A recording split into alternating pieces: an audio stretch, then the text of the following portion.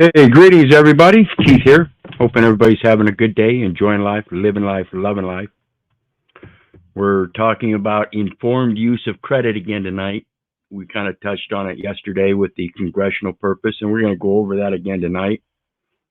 But first, we're going to get into basic obligation of public service, which we also went over, and I want to get into a little more detail on that. So we're going to do that first.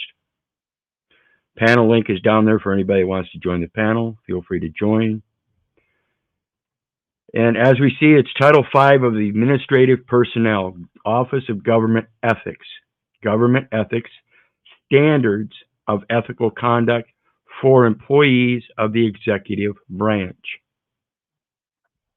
And what we're hopefully going to be able to show to you tonight is that conference of a nationality known as a United States citizen upon enumeration at birth is a placement in a record of an individual under administrative personnel. And remember, folks, with that enumeration at birth, that is the assignment of a number to a name. That name is a translation of the given name and the family name by the Social Security Administration. So that's their creation, and they attach their number to it. That is the creation of that United States citizen as an individual. And we're going to see that too. It says public service is a trust, a public trust.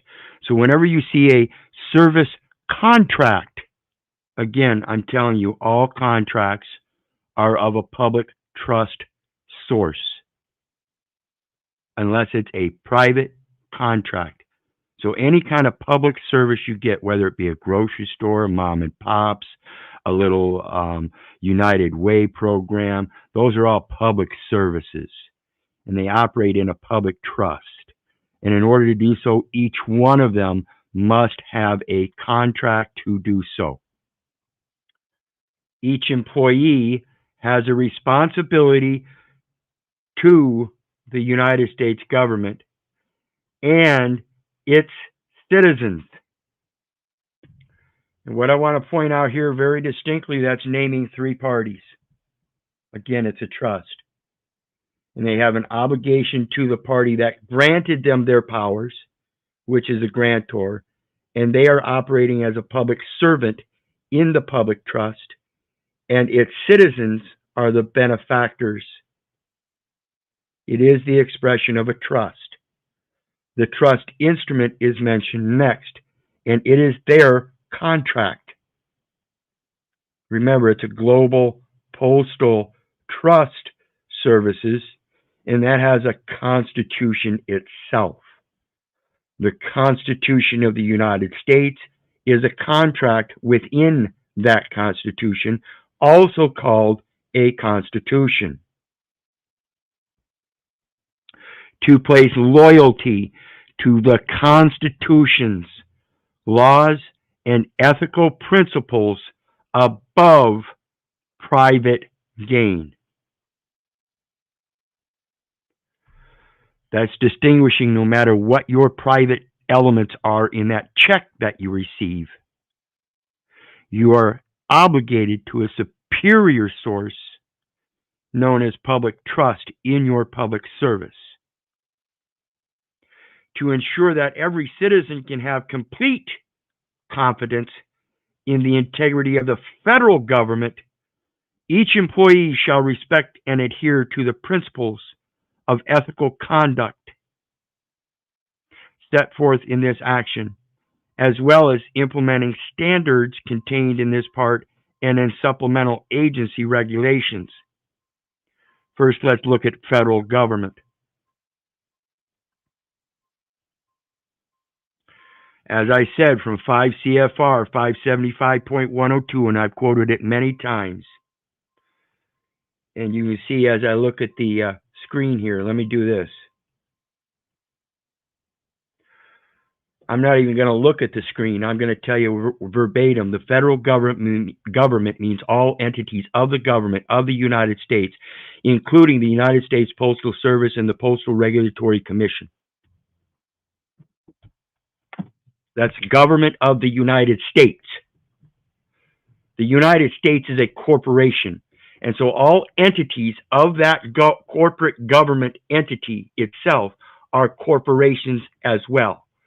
Just like they have to follow the Constitution of the United States, it is just a sub-constitution of the Constitution of the Universal Postal Union.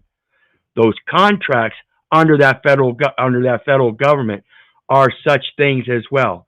They constitute the terms and conditions that they are bound by. Understand these words. So let's go back and look at the next one. Each employee shall respect and adhere to the principles. Remember, this is the one we read yesterday, and it's got an error. This here is a statement. That's the definition of employee. Then they start out and they restate the exact same thing again, and then they turn around and restate this part for a third time. So again, their competency seems to be a little lacking. If some hick born on the mighty Mississippi with mud squishing between his toes that acts like Tom Sawyer and didn't do anything but graduate high school can recognize their own error, and they put this in the public after it's been proofread. Again, the importance of proofreading. And it says, means any officer or employee of an agency.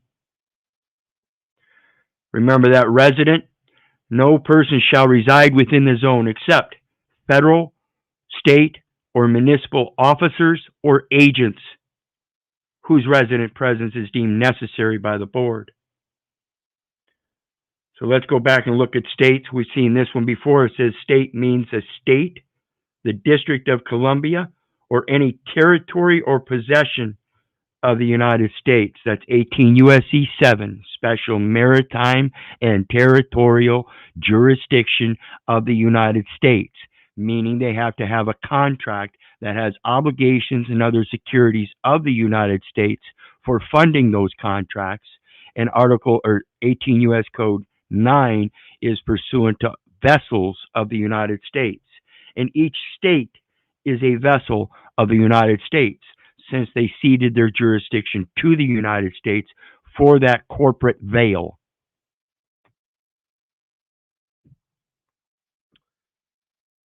Agency means an executive agency or legislative branch agency included in 5 U.S.C. 5102(1).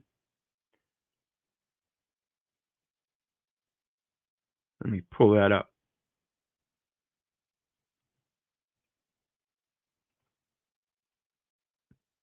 575.102(1).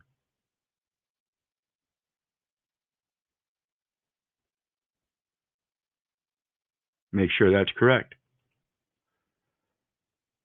5102, Section 1.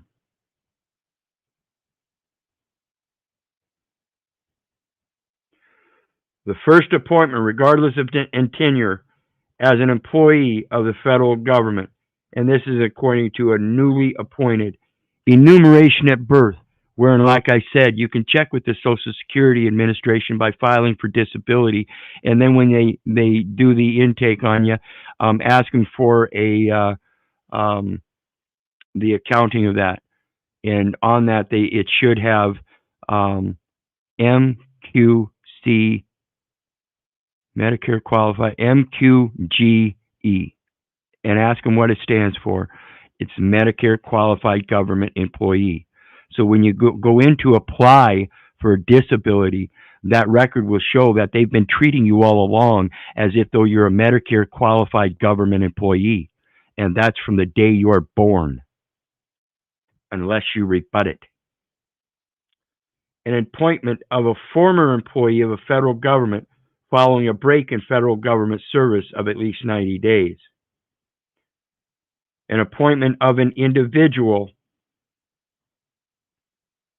remember that individual term, in the federal government when his or her service in federal government during the 90-day period immediately preceding the appointment was not in a position excluded by 575.104 and was not limited to one or more of the following: competitive or accepted service, competitive or accepted service, employment with the government or DC, an appointment as an expert or a consultant. They must consult with you for the private data elements, folks. You are being treated as a consultant. Employment under a provisional appointment designated under 5 CFR 316.403. Employment under an intern program. What do nurses and doctors do? They go through an intern. What do they call it? Residency. Employment as a senior executive service, limited term appointee or limited emergency appointee. So those terms don't matter so much as the individual that is newly appointed upon enumeration at birth as a resident, United States citizen, and a Medicare qualified government employee. That's a goddamn awful lot of fucking presumptions, folks. So let's go back. General principles.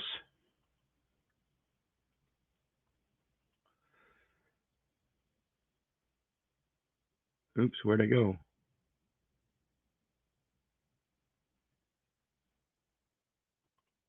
There we go. General principles. The following principles apply to every employee and may form the basis for the standards contained in this part. Where a situation is not covered by the standards set forth in this part, employees shall apply the principles. That's you. You're supposed to apply these principles. If you don't apply these principles, then they're going to misapply the standards because that's what you're qualifying. There is a distinct variance from categorical pretreatment standards that are fundamentally different in nature. Remember that statement. Go back and clip this if you need to. Set forth in this section in determining whether their conduct is proper. So it's much like policing yourself. Yes, I investigated myself and I found myself not guilty. Does that sound familiar? Because that's what's happening today, folks. Hitler's willing executioners. Public service is a public trust, requiring employees to place loyalty to the Constitution, the laws, and ethical principles above private gain.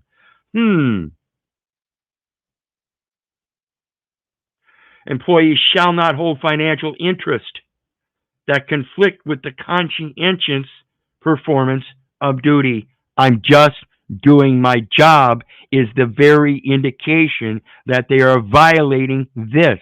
They are applying the standards of pay rate to just do their job and not apply the principles.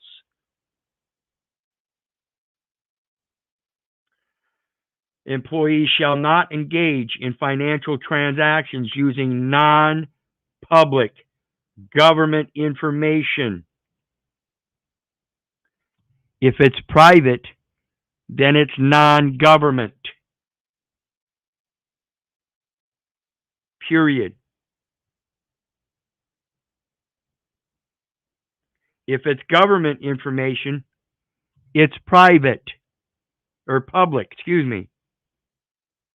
All government information is public, except for those who have personal identifications that are classified because they are, in fact, federal, state, or municipal officers or agents whose resident presence is deemed necessary but confidential.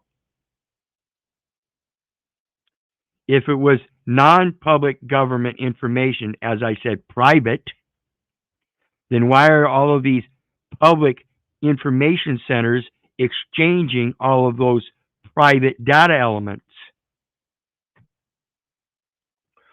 Or allow the improper use of such information to further any private interest. Again, it's going to fall back on you. You're the one giving them the private data elements in their public government information system known as their records. An employee shall not, except as permitted by subpart B of this part, solicit or accept any gift or other item of monetary value from any person or entity seeking official action from, doing business with, or conducting activities regulated by the employee's agency,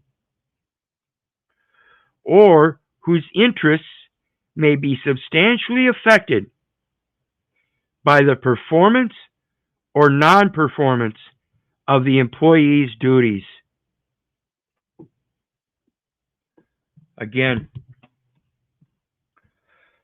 the competence of the doctors when it comes to spiritual credit is zero. If they're taking a Hippocratic oath to Apollo and the Greek gods, and you profess to be a Christian, you are effectively denying your God and letting their gods of 12 emotions rule over you. And therefore they enter you into a spell of illness and start propagandizing public education institutions of fear that if you don't remember this, you will be a loser in life. Sickening. It's plain writing, folks.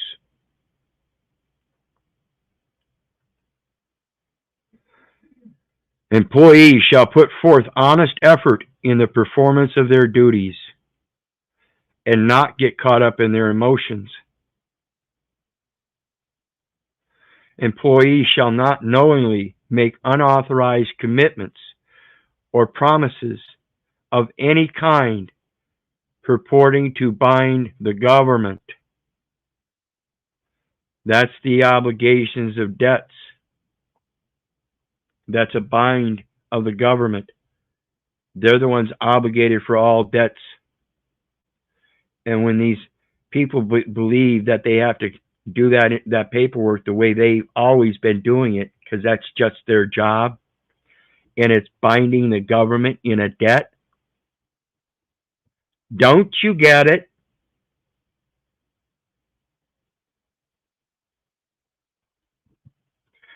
Employees shall not use public office for private gain. So what are those paychecks? Oh, wait a minute.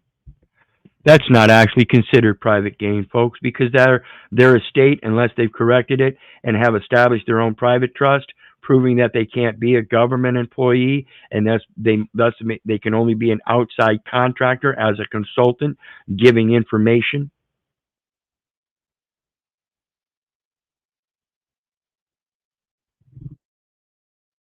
That's a government contract with government pay. It's not for private gain because it's a probated estate. It's not your living will. If it were your living will, it'd be for private gain. Employees shall act impartially and not give preferential treatment to any private organization or individual. So as an individual, you're treated as every other employee, as that term is defined. And that's because you keep placing the presumptions on that record instead of rebutting them. Mom placed the initial one that you were born in the United States, and there's no such record because you were truly born in the state, and the record will reflect that. But at the same time, the state claimed that you are a resident, a federal, state, or municipal officer or agent whose resident presence was deemed necessary, and indoctrinated you through public education to give a name and address and be able to sign it without teaching you how to qualify that signature on credit. They never informed you in use of credit. They never gave you informed use of credit. Employees shall protect and conserve federal property and shall not use it for other than authorized activities. And if you can't use the federal government property in such ways, then you're not authorized to use private property either. Keep your filthy hands off the people's property. Filthy people, clean up your property and quit giving it away. Employees shall not engage in outside employment or activities, including seeking or negotiating for employment, that conflict with official government duties and responsibilities. That's that Constitution. You can't conflict with the Constitution, folks. Doesn't matter if you're an administrative law judge and want to sit on a bench and say the Constitution doesn't apply here. The fuck it doesn't.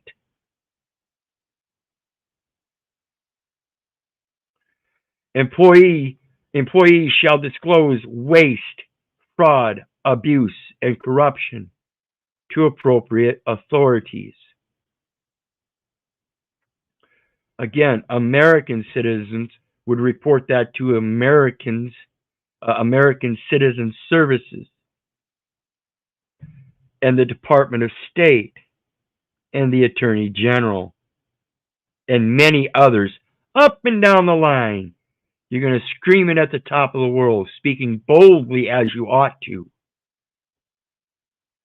Employees shall satisfy in good faith their obligations as citizens themselves,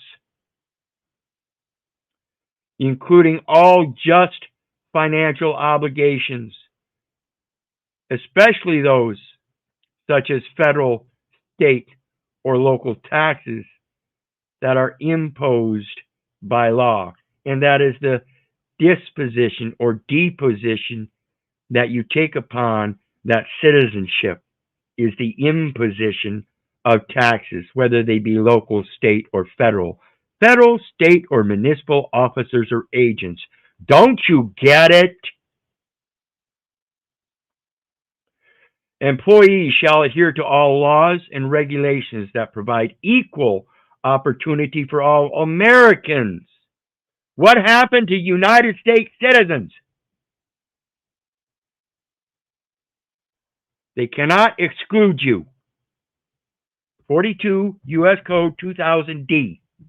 Prohibition from exclusion of benefits, federal government benefits, regardless of race, color, religion, sex, or national origin, age, or handicap. And like I said, I'll look up that term, handicap, one of these days, and we'll do something on that. Employees shall endeavor to avoid any actions, not evade, avoid. Avoidance is perfectly lawful. Evasion is not. Any actions creating the appearance that they are violating the law or the ethical standards set forth in this part.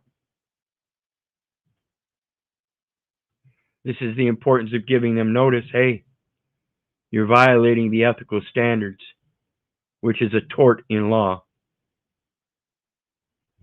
Whether particular circumstances create an appearance that the law or these standards have been violated shall be determined from the perspective of a reasonable person with knowledge of the relevant facts. So you have to come forth with the knowledge of the relevant facts, because they are relative, because you are the relator, the benefactor to the beneficiary.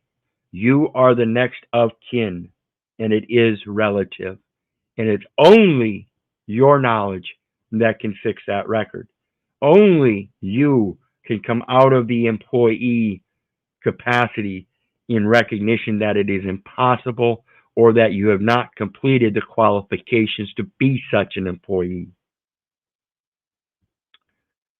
Then the related statutes, in addition to the standards of ethical conduct set forth in this part, there are conflict of interest statutes that prohibit certain conduct. Criminal conflict of interest statutes are criminal conduct. It's criminal to misapply the data elements that I'm trying to correct. It's criminal to tell me that I cannot correct the lease agreement and let you people know that I am only temporarily dwelling and not a resident of any sort, temporary or permanent. I am no such thing. I am not a tenant. I am not an occupant. My companion is not an occupant. She has no longer got an occupation. She is retired. These terms no longer apply. And if you misapply them, that's a 30-year sentence. I'm giving you notice. It would be criminal. And though, of course, if you look at those 18 U.S.C. 201, 203, 205, 208, and 209, you'll see they have to do with public servants. Are summarized in the appropriate subparts of this part and must be taken into consideration, equal benefit in all contracts of public service, because you are the public trustee and required to assist the benefactor to receive his benefit. You cannot exclude him or his corrections. You must assist as it goes to the integrity of that record. In determining whether conduct is proper, in person, or the private capacity of the benefactor that gives to the person known as the beneficiary.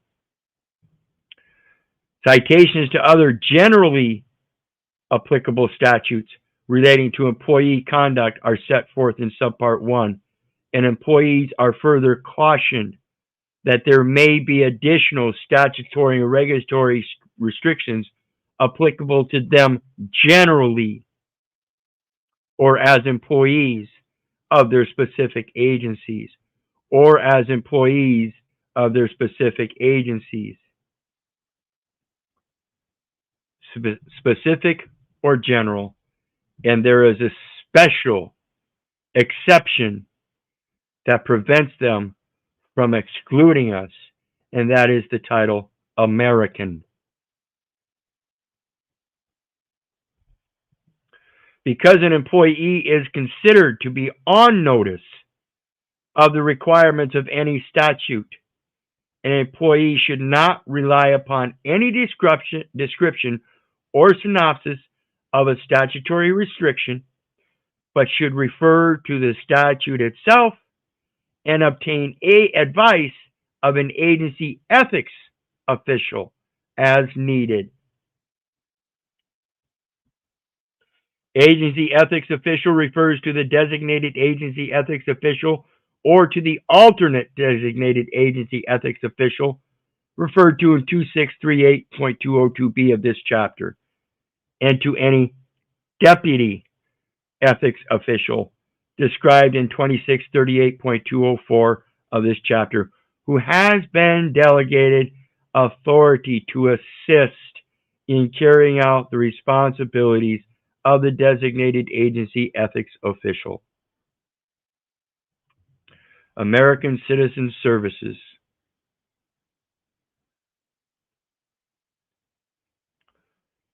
I hope I've still got everybody. I want to say thanks for everybody's support. We got Daddy's Flying Money Bag. Greetings, brother. Always good to have you. Amazingly Illuminated, the producer Moose, Unite and Create for Life. Norm Longstaff, Josh Jonio. We got Laura, Yes M, Rebel Studio 2, Lex Animata. Who else? Rollum 024, greetings. Anybody else that I didn't see, please feel free to make a comment. And of course, the panel link is down there. I'm going to drop it again, just in case anybody wants to join the panel. The Rich Man Ice. Good evening, brother. How you doing?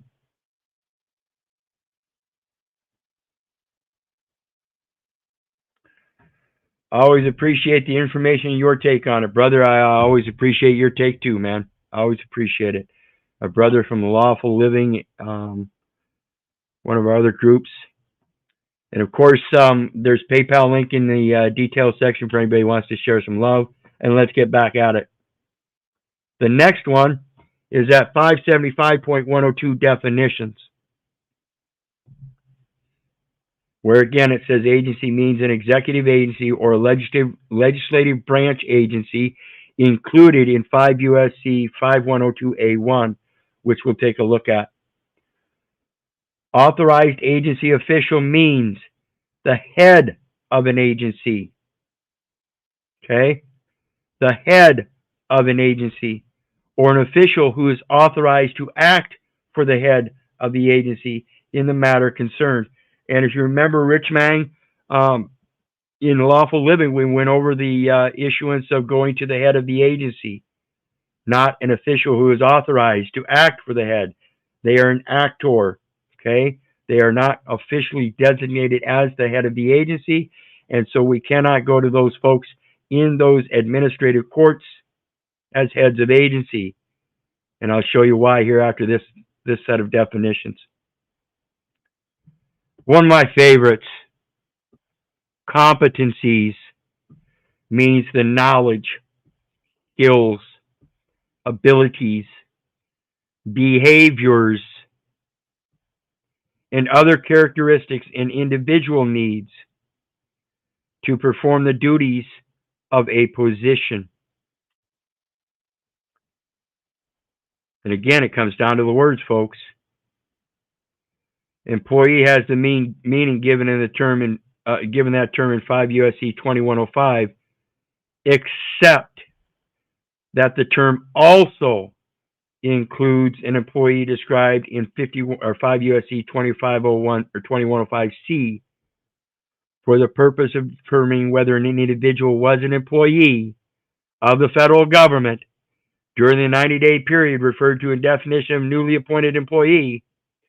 Also includes an employee described in 5 U.S.C. 2105E for the purpose of 575-109D. An employee means an individual not yet employed who has received a written offer to be newly appointed or reappointed and has signed the written service agreement.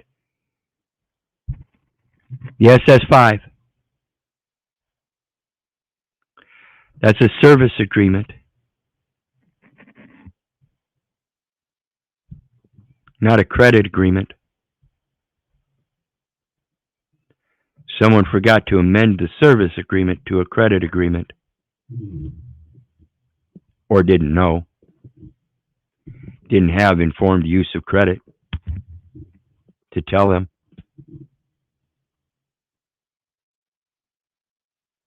Required by 575.110 before payment of a recruitment incentive. Again, folks, it's all military. If you don't believe me, Article 10 of the Labor Code. Read it until you memorize it and understand. Martial law chiefly affects the police and the collection of public taxes and revenue, whether by the expelled army or expelled government or the invading forces, and for the use of the army, its purpose or its benefit, and the safety of its operations. Executive agency has the meaning given that term in 5 U.S.C. 105. Federal government, again, means all entities of the government of the United States, including the United States Postal Service and the Postal Regulatory Commission, as we quoted earlier. And remember, folks, United States Postal Service is the registered agent of the Global Postal Trust Services. Newly appointed refers to the first appointment, regardless of tenure, as an employee of the federal government. The first appointment would be SS5. There is an assignment of a number to a legal name that is presumed to be a federal employee, a Medicare qualified government employee at one level or another, whether he's the head of the agency or otherwise designated through a state or municipality. An appointment of a former employee of the federal government following a break in federal government service of at least 90 days. An appointment of an individual in the federal government when his or her service in the federal government during the 90-day period immediately preceding the appointment was not in a position excluded by 575-104 and was limited to one of the more following. Again, all them competitive contracts, and of course, appointment under as an expert consultant. And then we continue on with 5, employment under a provisional appointment, employment under an internship program, employment as a senior executive service. OPM means Office of Personnel Management. Rate of basic pay means the rate of pay fixed by law or administrative action for the position to which an employee is or will be appointed before deductions and including any special rate under 5 CFR Part 530, Subpart C, or similar payment under other legal authority in any locality-based comparability payment.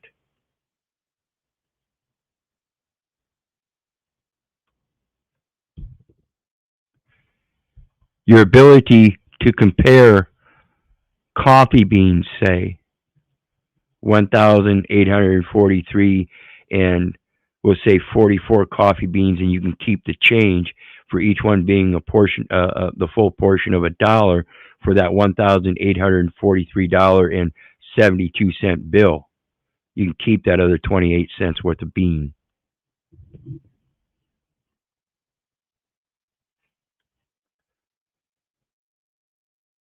Similar payment under other legal authority, but excluding additional pay of any other kind. Do you guys know that there's an additional pay when you're using fractional reserve notes? It's called a millage rate. It's called using the other side of the decimal. So when you get a $10 bill, in fact, it's only 10 cents. When you get a $100 bill, in fact, it's only 1 cent. It says dollar for dollar, not $10 for $10, you dummies.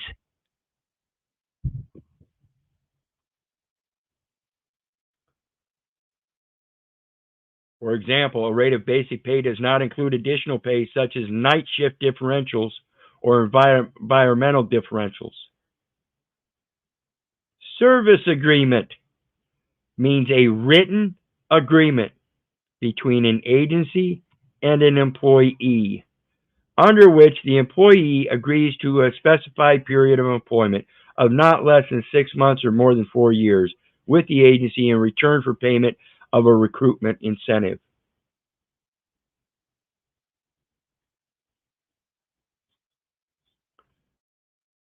Everybody still with me? Greetings, Dragonfly Vision. Glad you joined us. And one quick reminder, hit that like, share, and subscribe buttons. The next one we're going to look at, this is something that we discussed on Lawful Living today, about the judicial access to the courts. And like I said, Rich Mang, it's about contacting the head of the agency. So please pay attention.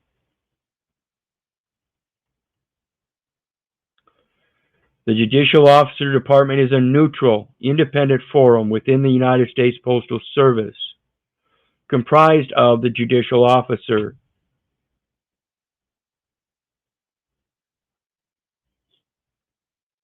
the Office of the Administrative Law Judges, and the Postal Service Board of Contract Appeals. This is a judicial notice of judicial obligation.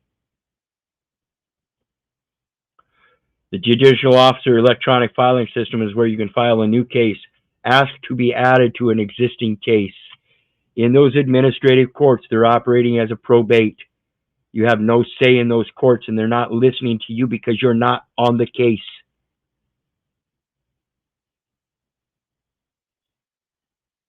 Scott versus McNeil. The administrative courts have no jurisdiction over the estate of a person who is in fact alive. Or work with cases in which you are already a party or representative. I am the benefactor to the beneficiary, which they are administrating as a defendant. Postal Service Board of Contract Appeals. Chairman, Judge Alan R. Carmella. Administrative Judge, Board Member, Judge Catherine Crow. That's a board member. Who do you have to go to hire an attorney? The Board of Directors. Administrative Judge, Board Member, Judge Diane M. Mago. Administrative Judge, Board Member, Judge Richard Rowe. The Postal Service Board of Contract Appeals has jurisdiction to consider and decide any appeal from a decision of a contracting officer of the United States Postal Service or the Postal Regulatory Commission relative to a contract made by either. United States Postal Service has the Real Estate Investment Trust, and that is the very reason they have a number attached to a street name security created by a local municipality that named the street.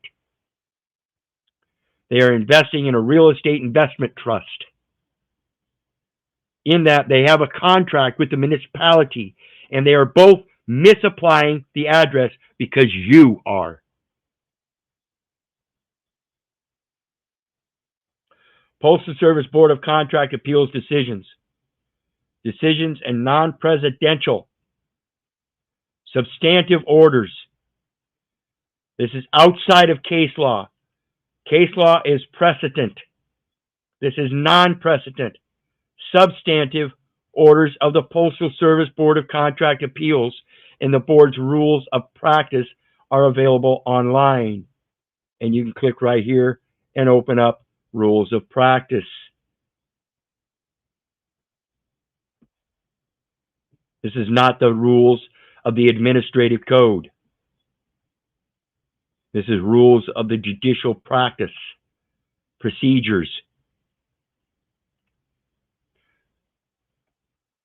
Judicial Officer and Office of Administrative Law Judges, the agency, the heads of agency. I hope you're still with me, Rich Mang. Judicial Officer, Judge Alan R. Camella. Associate Judicial Officer, Judge Diane M. Migo. Chief Administrative Law Judge, Judge James G. Gilbert. Administrative Judge, Judge Catherine Crow. Administrative Judge, Judge Richard Rowe. The Judicial Officer and Office of Administrative Law Judges perform quasi-judicial duties as designated by the Postmaster General. Now tell me if the administrative law judges are operating under the United States as a corporate entity or by the Postmaster General under the Postal Regulatory Commission.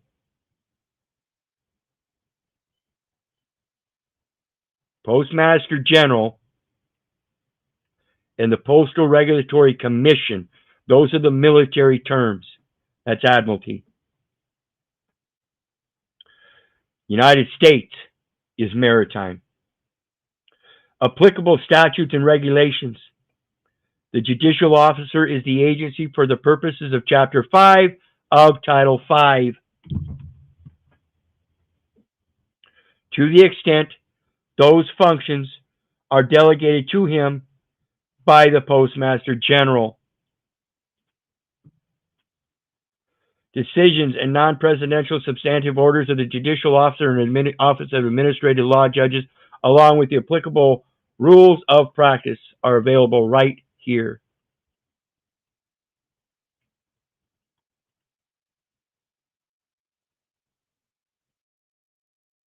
Versus McNeil.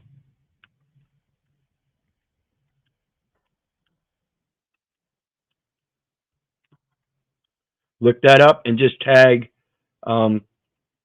Library of Congress with it.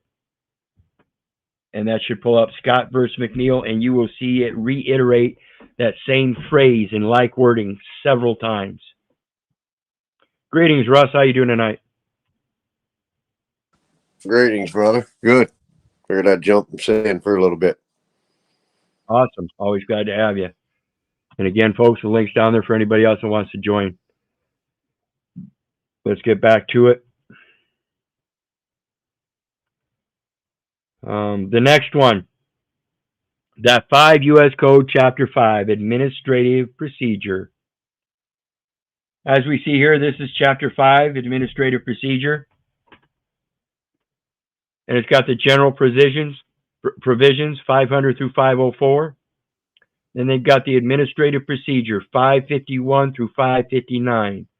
So let's look at the administrative. Let's go back. Let's go ahead and take a the background or something. Say what? I think they get a better view of the screen if you put us in the background. Yep. Thank you. Yep. And so let's take a look at the provision. It says administrative practice. Look at the next one. Advertising practice. Administrative practice, reserves and National Guard. Witness fees and allowances. Costs and fees of parties. So they're talking about commercial things here, right? Administrative procedure. Definitions. Public information, agency rules, opinions, orders, records, and proceedings. And once again, I remind you, we still have no law. Okay?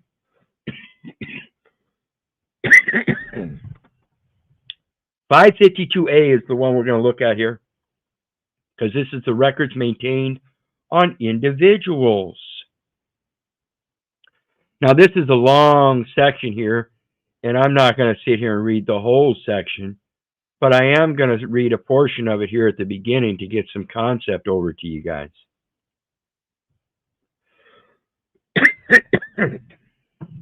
For purposes of this section, the term agency means agency as defined in section 552E. Remember the definition that we saw in 575.102, the CFR, and it directed us to this one here, and it directed us to several others in that 552 section. We're going to look. The term agency means, of this title, the term individual means a citizen of the United States. You guys catch that? Records maintained on individuals.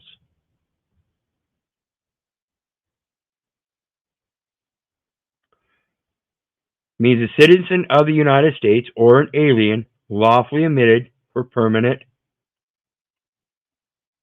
residence. No other situation. No other situation. You're considered a resident. Lawfully admitted for permanent residence. Who admitted it? Mom. You. Oh, let's take a look at that 20 CFR 422.104.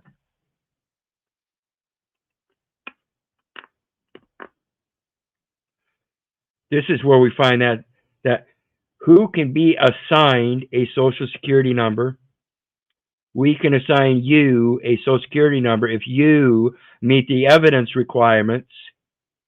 Mom admitted the evidence. She's the one that admitted the evidence into the record and said you were. And that's a presumption. Nobody can prove it. And it says you means an individual who owes a debt to the United States. Within the scope of this subpart, and it's 20 CFR 422.402, and we see employee benefits. The individual is the beneficiary. Do you understand?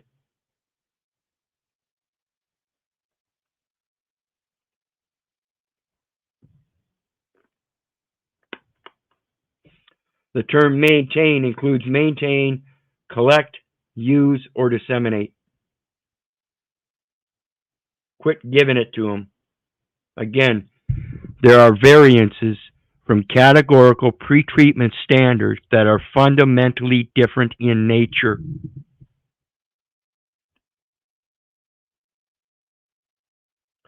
The term record means any item.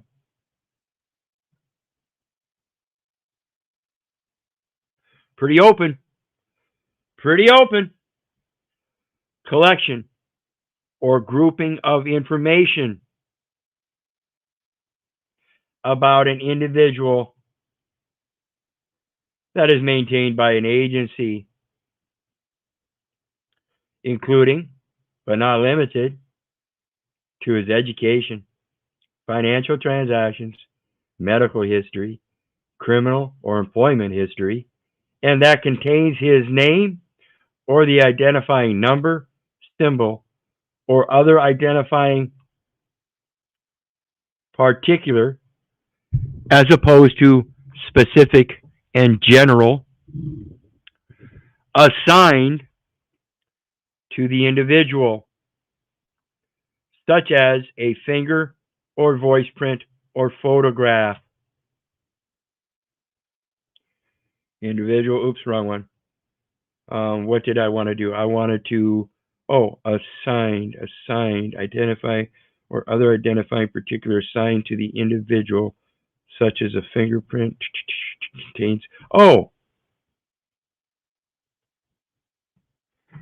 is that 20 CFR 422.103?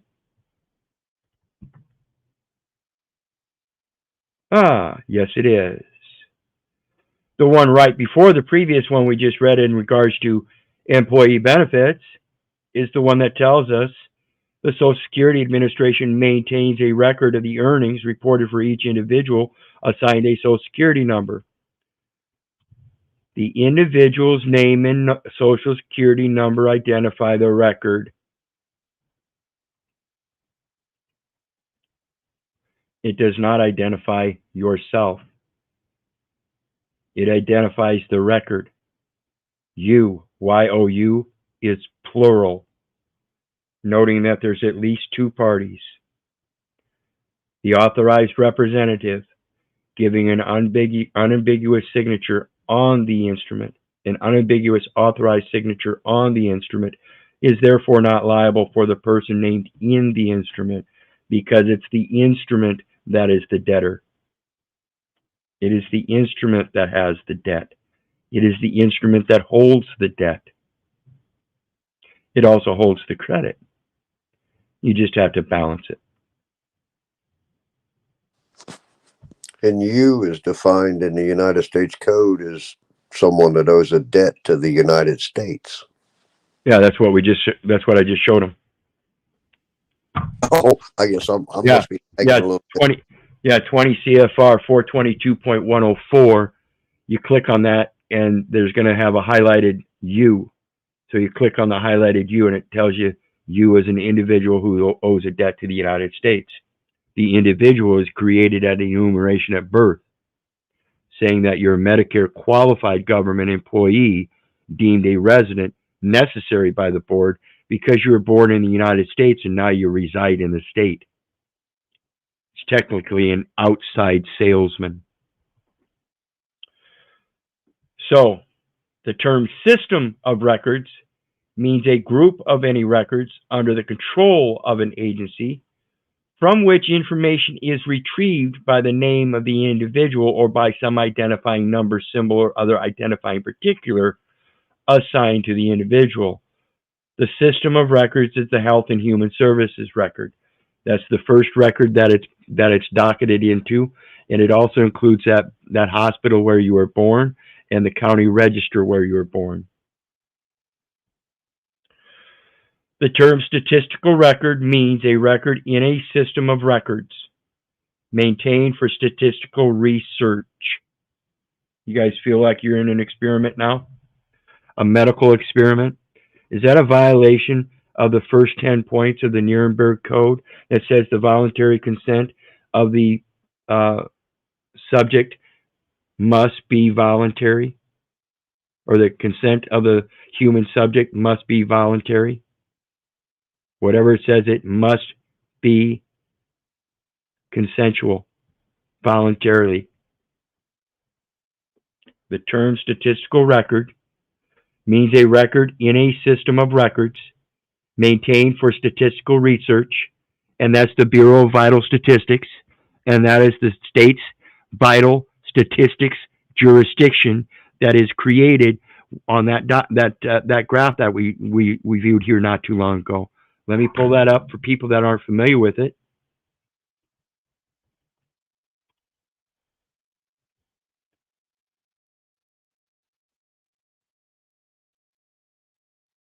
And this is vital records and vital statistics in the United States, uses, users, systems, and sources of revenue.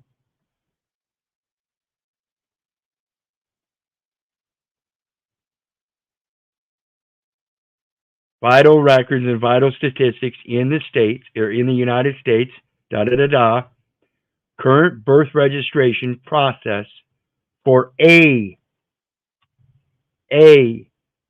which is a singular, an individual state vital records jurisdiction, and its Bureau of Vital Statistics.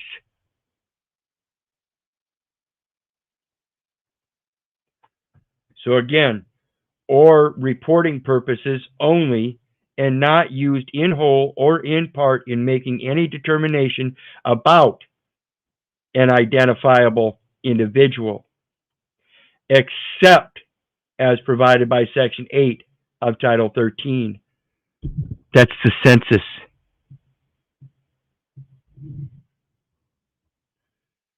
The term routine use means, with respect to the disclosure of a record, the use of such record for a purpose which is compatible with the purpose for which it was collected.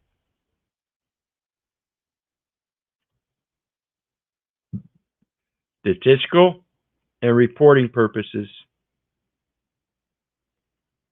Oops. Reporting. Sounds like exports and imports. Again, commercial.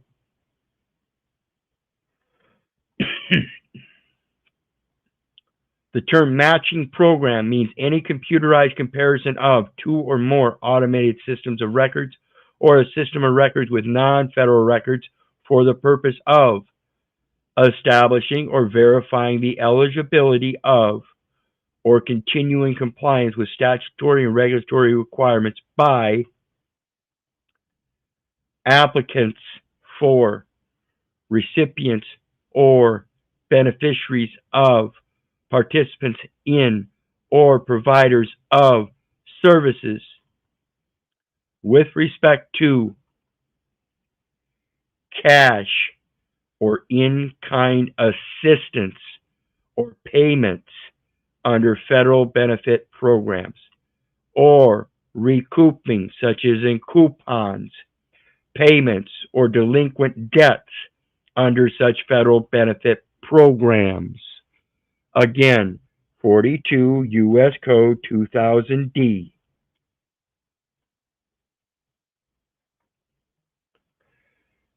Prohibition against, exclusion from, participation in, denial of, benefits of, and discrimination under federally assisted programs on ground of race, color, or national origin.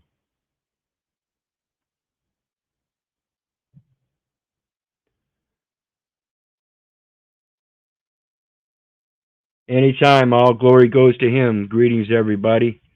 Greetings, everybody. Thanks for joining. Lenny Malley, Professional 3-Bear, Ermias T, everybody else, greetings. Thanks for supporting us. Hit that like, share, and subscribe. So we go back to it. 2 or more automated federal personnel or payroll systems of records, or a system of federal personnel or payroll records with non-federal records. That sound like banking institutions, financial institutions, depository institutions. We're going to read about them too, folks.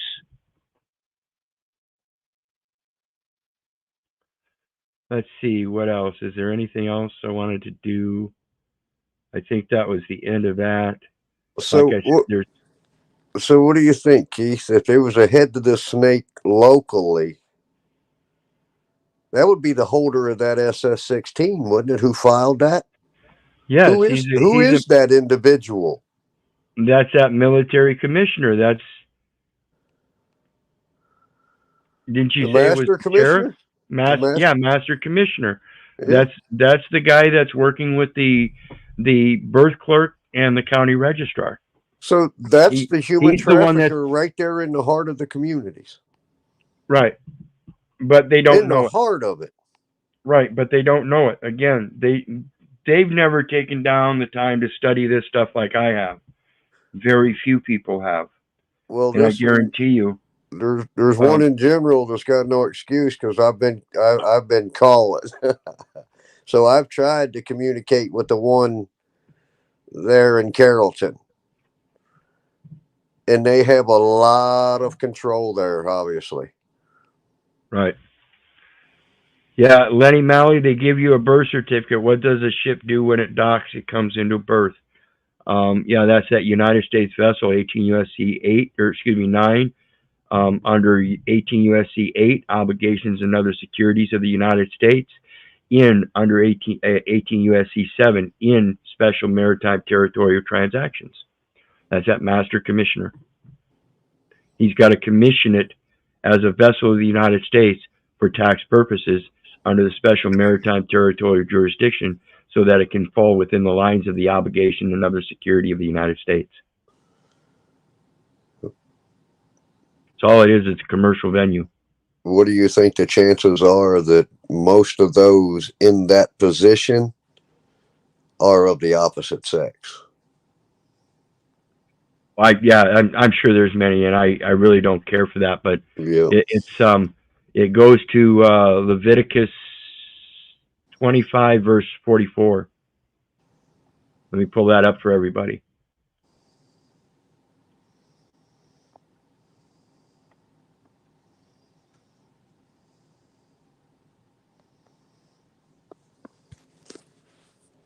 Leviticus 25:44. Both thy bondmen and thy bondmaids. So I don't care if they're male or female. They're heathens. Yeah. Okay. Which thou shalt have shall be of the heathen that are round about you. Of them shall ye buy bondmen and bondsmaids. So just like any other good slave, you're supposed to treat them well because you want them to work for you for a long time. You want them to get good at it. You want them to take good instruction from you. Hope that makes sense to you guys, because I ain't playing around no more. I'm not the slave. They are, and they will get this. They will, one day or another. Let's see here.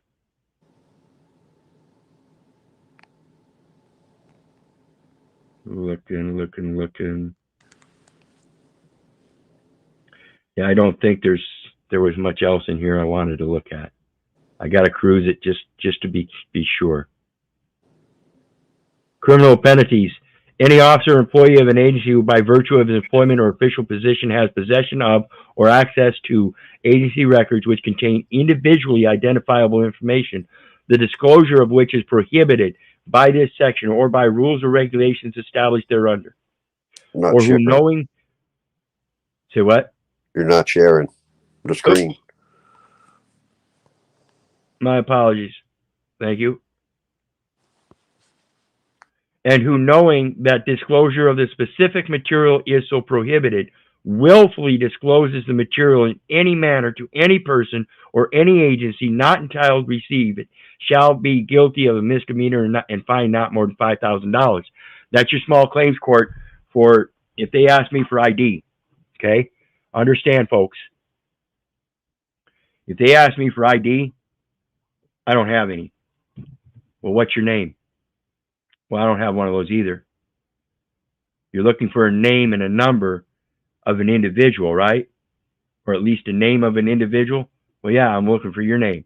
Well, I don't have a name. The individual's got a name, and it was attached to a number. It identifies the record. I've been called Keith all my life, and I can change what I prefer to be called. And I'm telling you, you don't call me Keith. You call me Master. You don't like it? Kiss my ass. You take my first name that is on that document and you connected it with the family name, or excuse me, the given name, and you connected it with a family name and made a legal name. I know the difference. I'm not going to give you the legal name. That's the individual you're looking for, not me. Now, if they turn around and use that and misapply that information in anything, it's a $5,000 suit, small claims. If I can push that through the small claims, guess what? Now I've got a criminal conviction I can go after in the upper courts for a tort. I ain't playing games. That's if I wanted to go to that venue. Again, I urge everybody to deal with equity. So let's continue on. Yeah, they're all 5,000. And it says, any officer or employee of an agency who willfully maintains a system of records without meeting the notice requirements shall be guilty of a misdemeanor, 5,000. Any person who knowingly or willfully requests or obtains any record concerning an individual from an agency under false pretenses shall be guilty of a misdemeanor and fined not more than $5,000. So he has to be able, in order to avoid this one with somebody like me, they have to be able to avoid the fact that I'm going to bring in the negotiable instrument and that he was in fact trying to negotiate commercial terms, which is a false pretense. I didn't give him consent to use my information for commercial terms anywhere.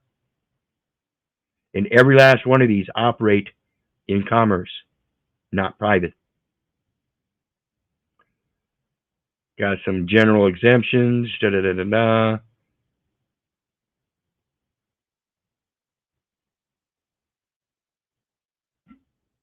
Each agency record which is accepted by the Archivist of the United States. My record is not supposed to go into the United States with my private information or anything. I can agree to a statistical record if they want, but they would have to correct that statistical record and remove the resident, citizen, and all that, and relate it to a American. It would need a correction. Variance from categorical pre-treatment standards that are fundamentally different in nature.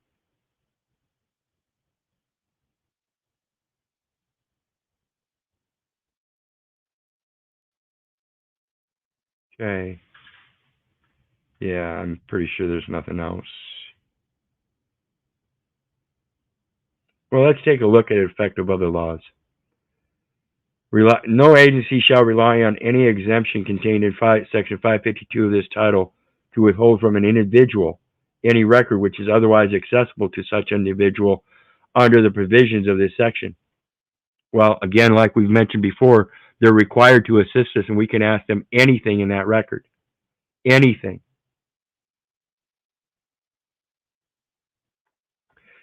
Data integrity boards, there you go. Data integrity board, there's one.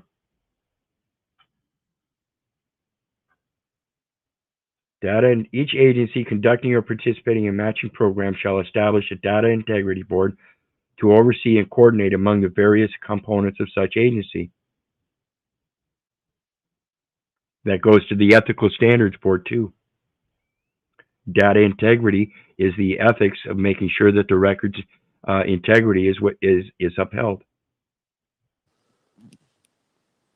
Again, that would be that master commissioner, wouldn't it? Seems to be. Yeah. Seems to be. He's the one that's got to make sure everything's accurate before it gets entered. Right, and he's the receiver of the funds.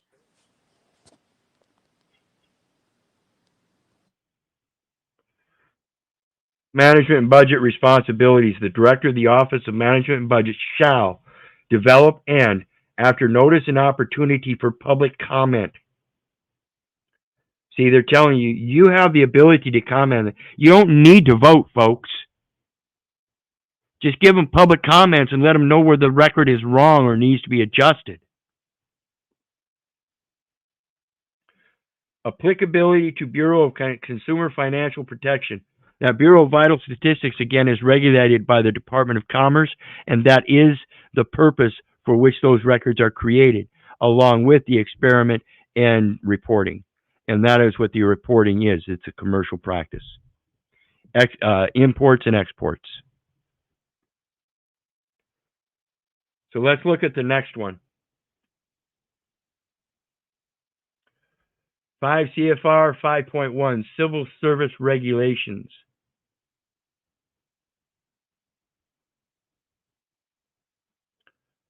The Director, Office of Personnel Management shall promulgate and enforce regulations necessary to carry out the provisions of the Civil Service Act and the Veterans Preference Act.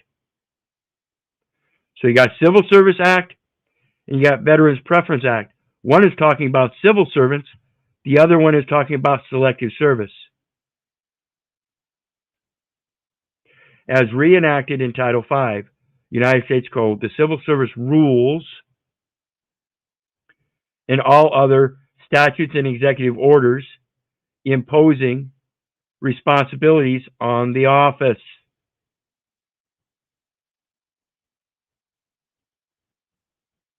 Office of Personnel Management. The director is authorized whenever there are practical difficulties and unnecessary hardships in complying with the strict letter of the regulation to grant a variation from the strict letter of the regulation if such a variation is within the spirit of the regulations.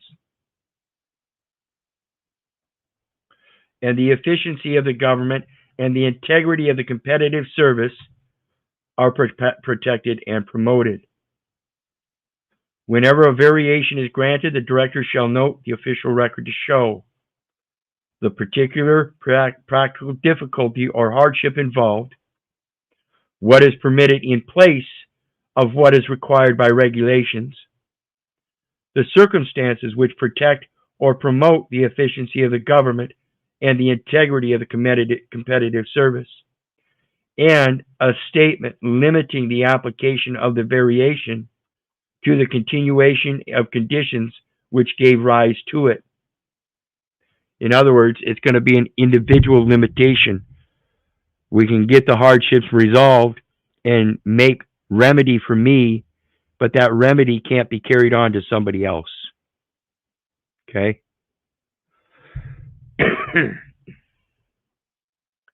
Like variations shall be granted whenever like conditions exist.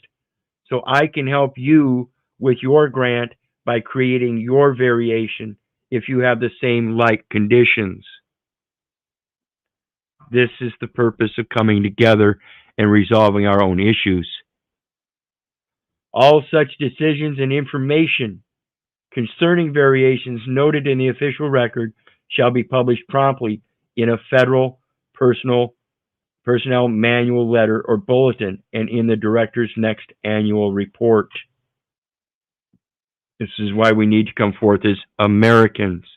You see very little mentioned in these codes about Americans, and we have to be able to create the variations because there are variations from categorical pre-treatment standards that are fundamentally different in nature. An American is not the same as a United States citizen. Neither is a resident. Neither is a tenant. Neither is an occupant. Neither is a dweller. Neither is an itinerant. Those are all commercial purposes.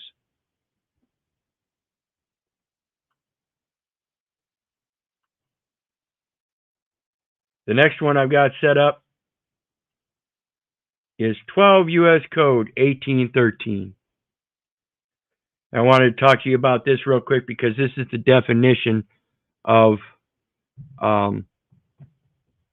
deposit that we're going to look at, both in the code and the Code of Federal Regulations. Now notice they're going to be almost identical. There's going to be a slight difference. And so we're going to go ahead and read definition of deposit here. But first we're going to go through and we're going to read some of these other definitions, because this is where the depository institutions and bank and all that is going to come into play. The term bank means any national bank and state bank and any federal branch and insured branch. Includes any former savings bank. The term state bank means any bank, banking association, trust company, savings bank. Notice there's one blue line highlight. It's not separated, and it does not include trust. It just says company, comma, savings bank, comma. And it only gives you savings bank. Oh, maybe there is a separation.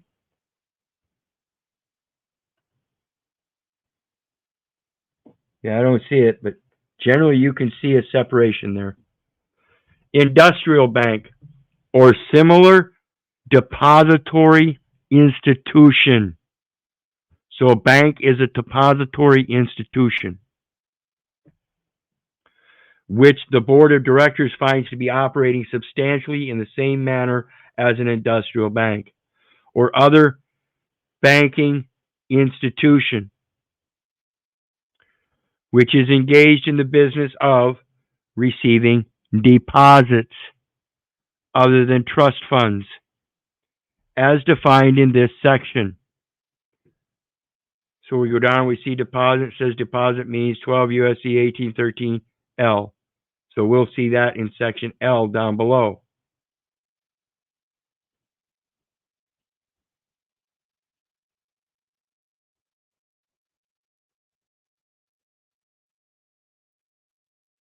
L, deposit.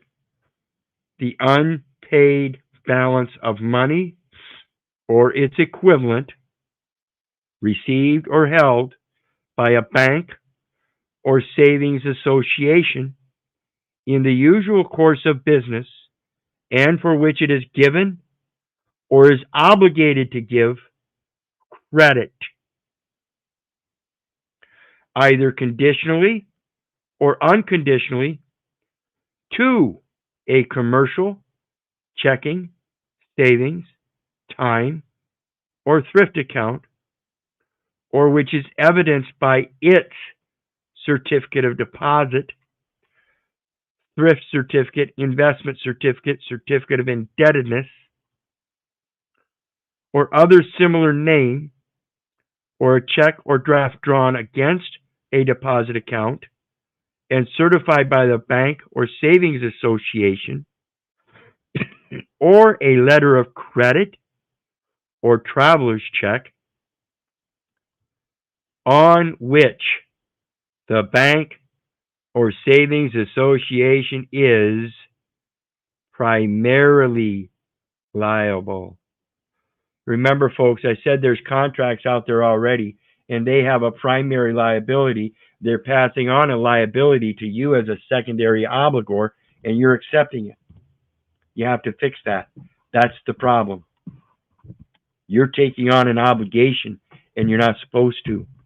You're becoming a secondary obligor, and they're passing off all of the obligations and liabilities onto you.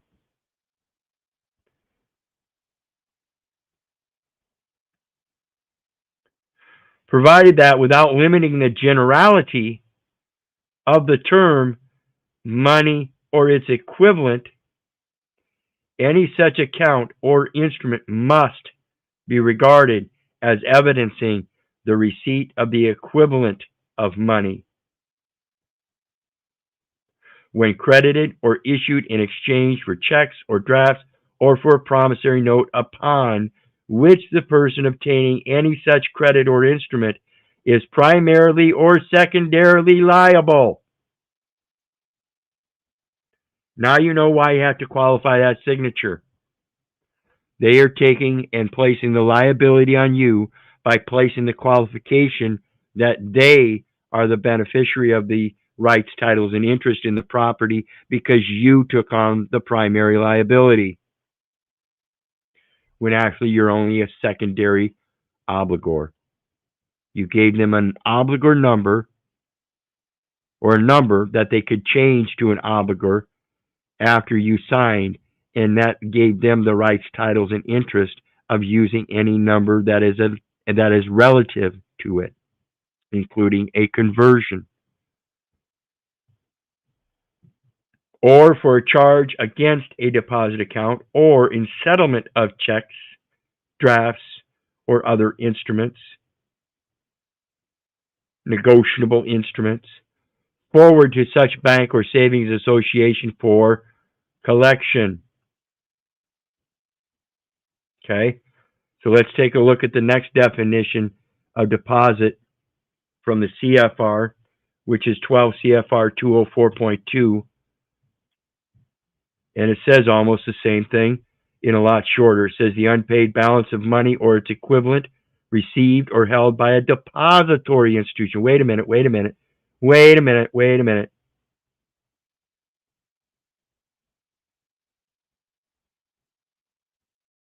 Received by a bank or savings association in the usual course of business. Depository institution in the usual course of business, and for which it has given or is obligated to give credit, either conditionally or unconditionally, to an account. Remember the sales agreement. Customer agrees to make third-party payments so long as credit is given to the customer's account. So as soon as I deposited that signature, or put that signature on there and gave it back to them, and they deposited it in their depository institution, they are now obligated to give credit if they haven't already done so.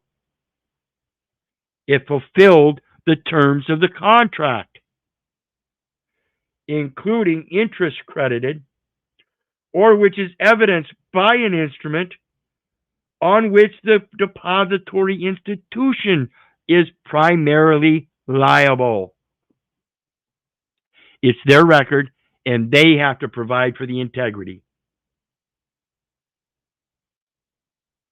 So let's go back and look.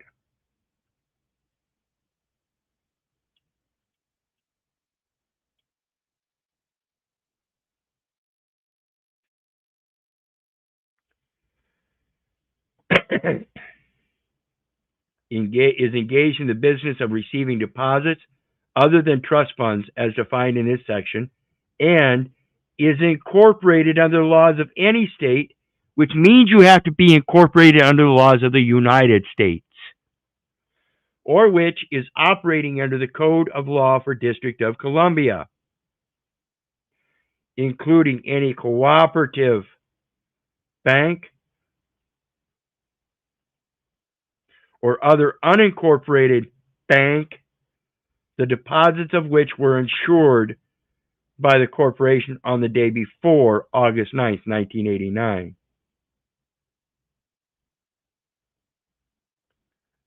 Saving association means a federal saving association.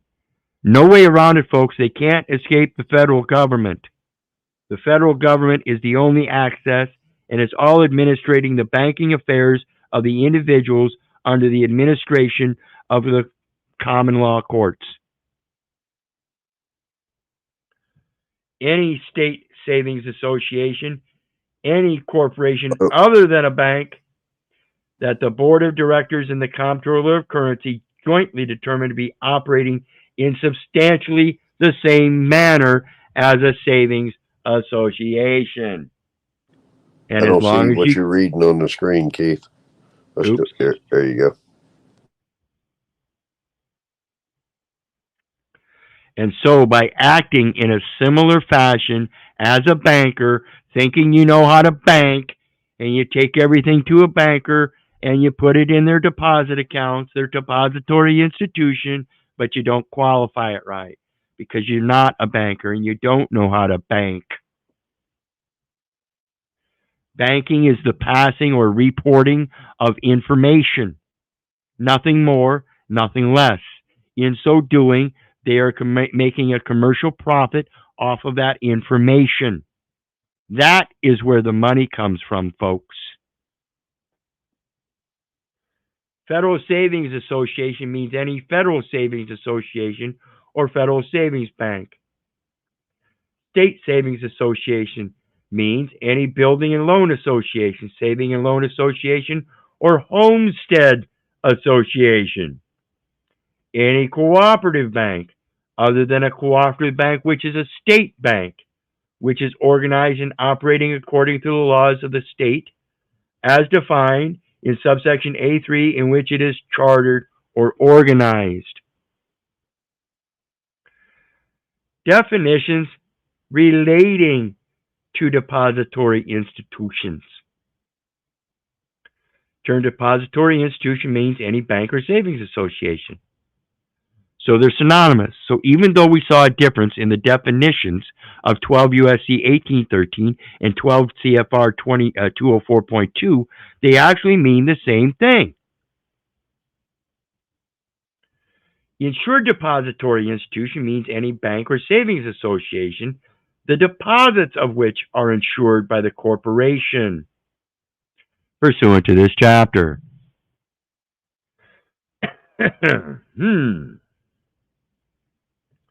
Institutions included for certain purposes. The term insured depository institution includes uninsured branch or agency of a foreign bank. And as long as you keep acting like an agent, an officer or an agent, as a resident, you're going to be considered as a foreign bank, uninsured, and you're instituted into the same thing.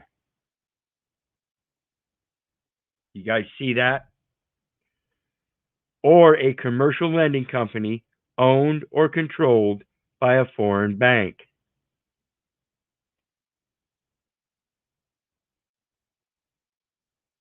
They're all synonymous terms, folks.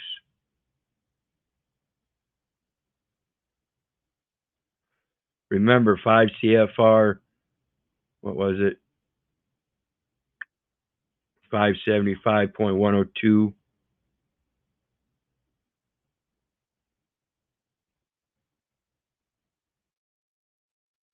Federal government means all entities of the government of the United States. That citizen is an entity of the government of the United States.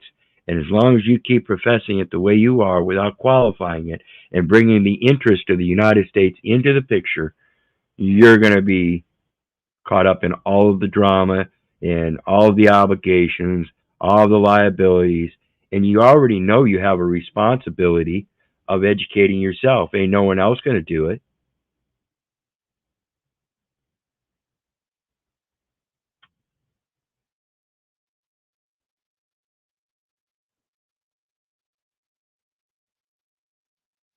Yes, it's a rescission of the signature as a general deposit to be re-signed or reassigned as a special deposit.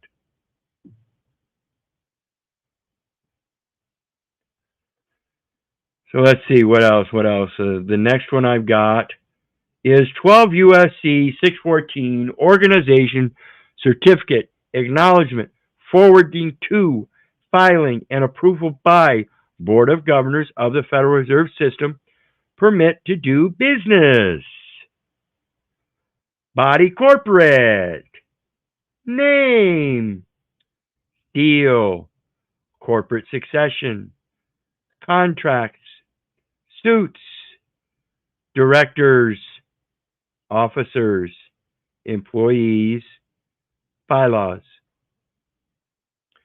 If you don't have this, and they know it, they know as a banker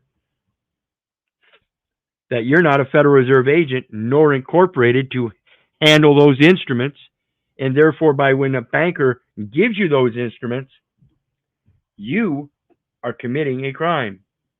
by accepting them without knowing.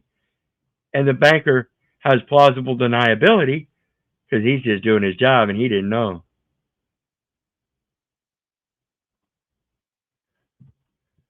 Pretty wild out there, pretty wild. You can't make this shit up. Nope. Yeah, that's what you're doing is you're depositing an instrument with your signature on it.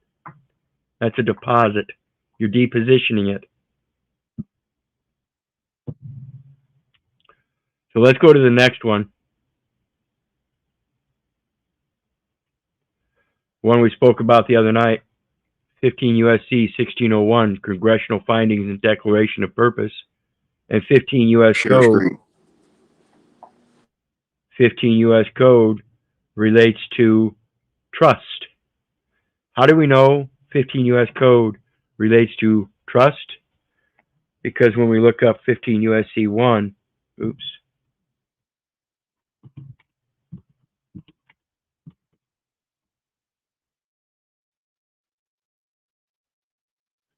It says trusts, etc., in restraint of trade illegal penalty. And again, that's in restraint of trade is illegal. It's prohibited to exclude Americans from participation in federal assistance programs. It's the same wording. Says the same thing in different words. So let's go back and look at 15 U.S.C. 1601, Congressional Findings and Declaration of Purpose, Informed Use of Credit, the unpaid balance of money or its equivalent in credit. And again, it's a credit card, plate, coupon book, or any device used to obtain money, property, labor, or services on credit. The Congress finds that economic stabilization would be enhanced and the competition among the various financial institutions and other firms, and we're going to show you this one here in a minute, and other firms engaged in the extension of consumer credit. That's that obligation to give or have given credit. It's a credit extension. Would be strengthened by the informed use of credit. The informed use of credit results from an awareness of the cost thereof by consumers. It is the purpose of this subchapter to assure, not insure or ensure, but assure a meaningful disclosure of credit terms so that the consumer will be able to compare more readily the various credit terms available to him and avoid the uninformed use of credit, and to protect the consumer against inaccurate and unfair credit billing and credit card practices, not laws. Again, we're still not talking law. Terms of personal property leases. The Congress also finds that there has been a recent trend towards leasing automobiles and other durable goods for consumer use as an alternative to installment credit sales, and that these leases have been offered without adequate cost disclosures. You're leasing your personal services. Again, you're acting in the same fashion as other people, and you're signing these documents, and that's a personal service. It's a service for a service. It's equal consideration. They too will sign, as you already know, if you don't qualify your signature. It is the purpose of this subchapter to assure a meaningful disclosure of the terms of leases of personal property for personal, family, or household purposes. The lease of the personal property is that name. You leased your personal property, the given name and the family name. You leased it so they could create a legal name and attach a number so they could give you a credit card. The Social Security card is a card, and it says credit card. Any card, plate, coupon book, or device used to obtain money, property, labor, or services on credit. You don't have money to use, folks. It's a balancing of the books, and you do so by giving directives, so as to enable the lessee to compare more readily the various lease terms available to him, limit balloon payments in consumer leasing, enable comparison of lease terms with credit terms. See, they give me a lease agreement. I line item vetoed lease and put in credit. Line item veto resident sojourn. Line item veto occupant, no occupation. Line item veto tenant, not a tenant in lieu of the landlord. It's a usufruct. And they're saying I'm using the landlord's property as a tenant. No, I'm not. I'm not a tenant in lieu of the landlord. I'm here dwelling or passing through in a temporary sojourn, and I'm resting with my Father. This is a temple. It's not a residence. And they cannot allow for those terms to be used if I say otherwise, by clarifying those terms as used in their code. Occupant, someone who is living or using a premises or property as a tenant or owner, or someone has occupancy of a premise or property. Does not need to be a tenant or owner, but can be someone living or using a property with the intention of acquiring ownership.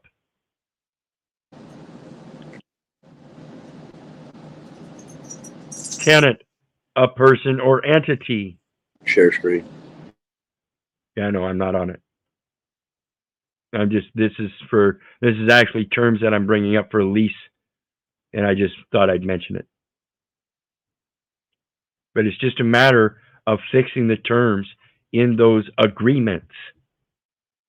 Lease agreement, nope. Credit agreement lets them know right from the start we're going to extend some credit and not use money or other instruments that aren't qualified. The next one, I've got a Justia, Iowa, or Justia, U.S. law. Determine of finance charge, except as otherwise provided in this section. The amount of the finance charge in connection with any consumer credit transaction, not the extension of credit, but a consumer credit transaction, shall be determined as the sum of all charges payable directly or indirectly by the person to whom the credit is extended, and imposed directly or indirectly by the creditor as an incident to the extension of credit.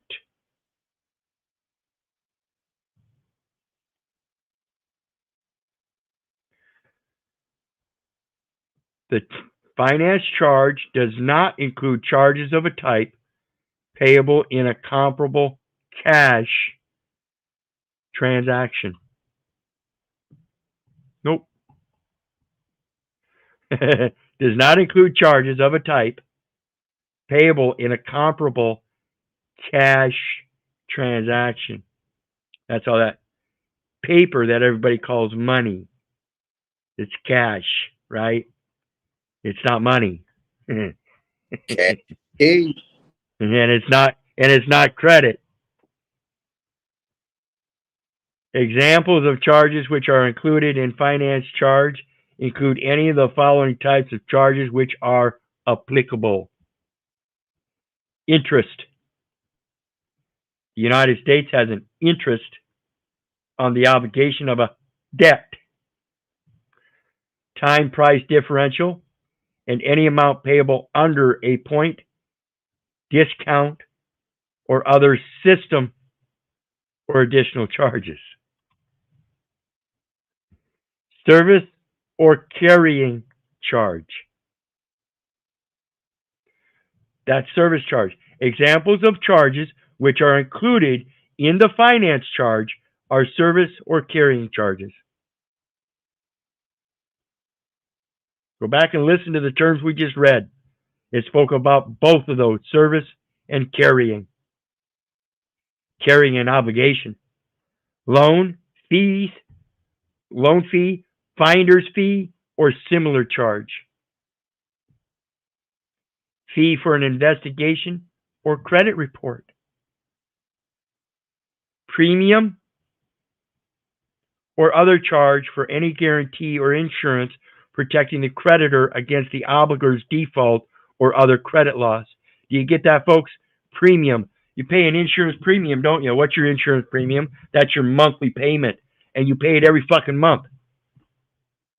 Why? The finance charge pays it. What's a finance charge? Covers all the fees.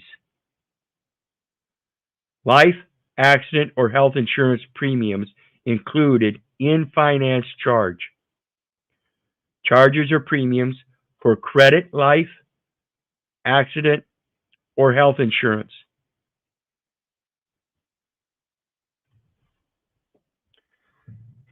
What's life insurance? It's credit life insurance. What's accident insurance? It's accident insurance. What's health insurance? It's health insurance. But life insurance is actually credit life insurance because you already earned credits and it shows in your life on the record that you worked under an employment scheme and earned insurance credits that are lodged, held, carried, serviced by Social Security Administration.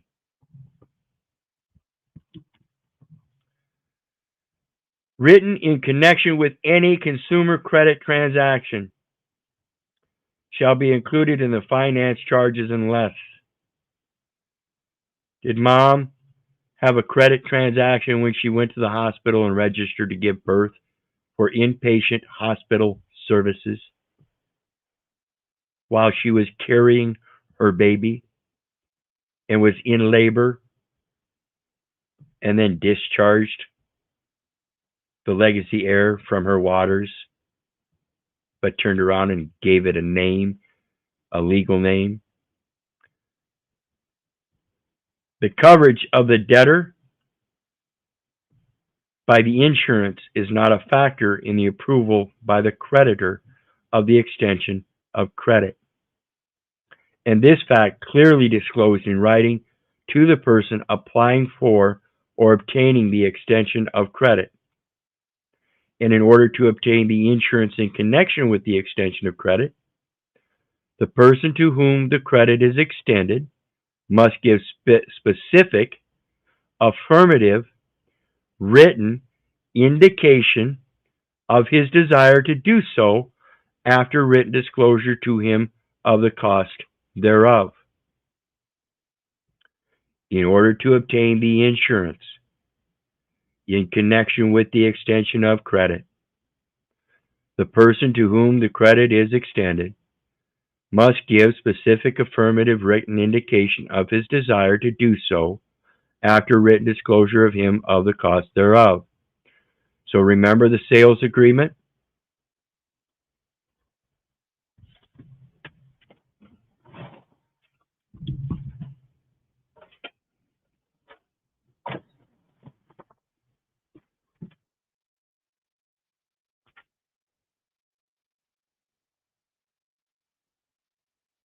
Customer agrees to pay the stated price for equipment, it being understood that credit will be given to the customer's account for payments received from any medical insurance program or from any third party.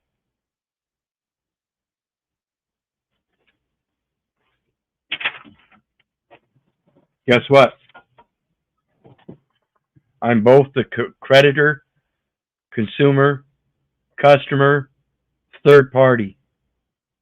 I'm not involved in the specific contract. The legal name is. It's the beneficiary. It's holding the credits. So I extend those credits to the institution as my form of payment, and they're supposed to then turn around and make sure it's understood that credit is given to the customer's account. Guess what? That means I don't receive any federal funding. It means they get credit, and then when they get done using those credits go back. Equal consideration, equal benefit.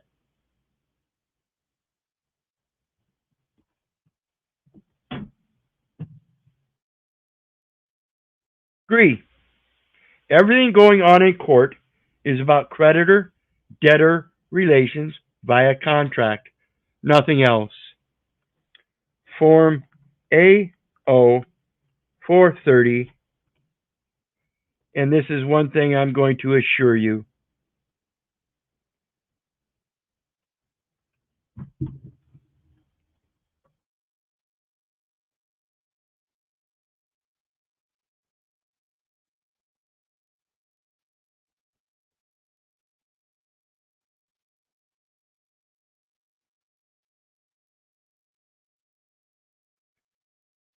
You cannot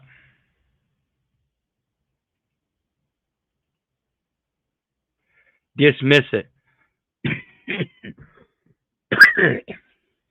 It's all the administrative office of the United States Court, case information record. Screen. And look what they do here. Case information record, administrative office of the United States Courts. Look at this stuff here. What is this stuff saying? It says in this little box here on the left-hand side, which is the debit side, says plaintiff, other, and government, along with debtor. It's recognizing that plaintiff, other, and government are of like kind with debtor. Defendant, other, creditor. Again, in this box, it's showing these three parts of like kind. Other, defendant, creditor.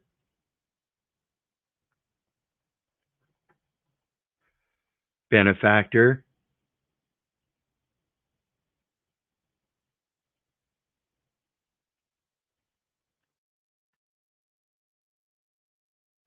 trustee. Look at this here. District judge, bankruptcy judge, magistrate judge, other, specify.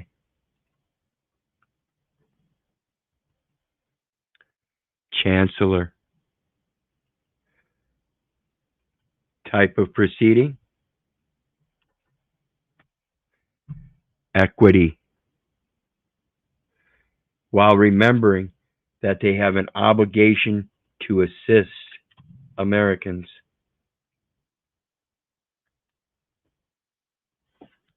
What do you think, Russ? Pretty good show tonight? Absolutely. Absolutely. You know, I'm always fascinated. It shouldn't be that difficult to even get these guys to even want to take a look at it locally. You know what I mean? No one seems to want to entertain any of this information.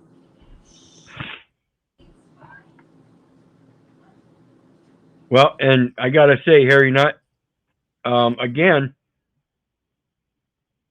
equity follows the law. The law is of contract. So in order to come up with your own equitable remedy. You have to be able to create a contract yourself to be able to contract your privacy to stay out of the public forum like that. It's private relief law. It's literally you're making a contract with the government, a fidelity agreement, and you're using the very same insurance credits that is already a fidelity agreement in a different form and going through a salvation process so you can resurrect it and merge it in a new name. That's what you do with all new vessels or salvaged vessels. You christen them. No one christened you in the enumeration at birth.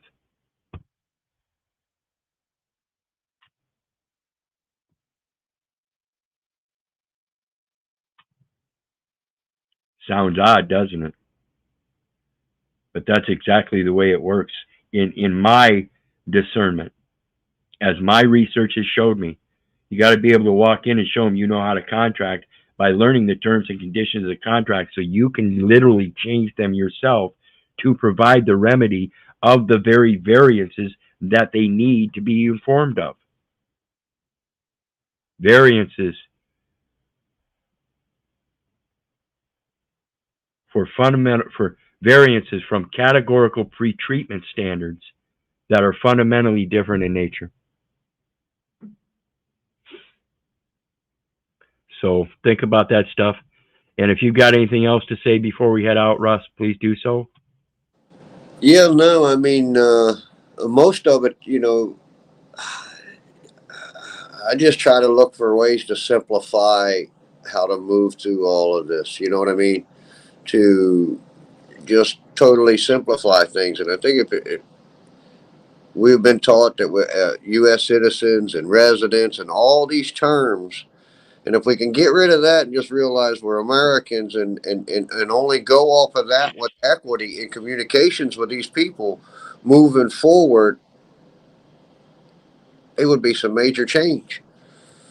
Right. And it's the American people that are supposed to be the benefactors or beneficiaries, however they want to play that game. I call it benefactor because that's truly what it is. Then it's to your own interest and to your own benefit to be able to learn this stuff so you can clarify it because they're never going to learn it. They're only going to learn their job. They're not going to learn the variances. They're going to learn the guideline, strict, delineated terms and conditions that they've always been using. And so when we try to rebut tenant, occupant, lease, and all that stuff, they're going to be confused. But right. They've got to understand that if we're the benefactors, they're the trustees, and they have that obligation, like we saw at the very beginning. The following the principles, basic obligation. Each employee has a responsibility to the United States government and its citizens to place loyalty to the Constitution. That's what's telling us that is a contract in trust. And anybody following that Constitution for their corporate laws and stuff, whether it be the mom and pops, the gas station, the courthouse, or whatever, it's all contract terms and conditions to implement those statutes, codes, or statutes or executive orders for their commercial transactions and all that shit. So. And it would seem that all the ones that are partaking in these government agencies they've been programmed by these codes. But their discernment of these codes in some sort of way, they've been programmed outside of equity and have these self-righteous tendencies or whatnot inside themselves. I mean, Look at how fascinating all of this shit is, really, if you really get down to dissecting things. Yeah, and that's another one. People hear equity and they think money, and that's absolutely not true. That's one of the issues we have with equity is if you try to push equity in an administrative court, they always want you to put down some kind of compensatory damages. That's not what we're seeking. We're not looking for money. We're looking to be left alone so we can profit our own value. This is the profit unto the nation. So it's really a matter of looking through those codes, find out what it means, so you can learn how to avoid them, and at the same time hold them to their obligations, liabilities, responsibilities, and stuff. So, and again, it's not so you threaten them, but just to give them some education so that they're aware that they're on a grave grounds. You're the one that's undertaking these liabilities, and I'm just trying to correct the record. And if you continue not to allow me to correct those terms and conditions that are implemented in those statutes, codes, and stuff that you're using, then you're misapplying them, and that's a 30-year sentence. That's it.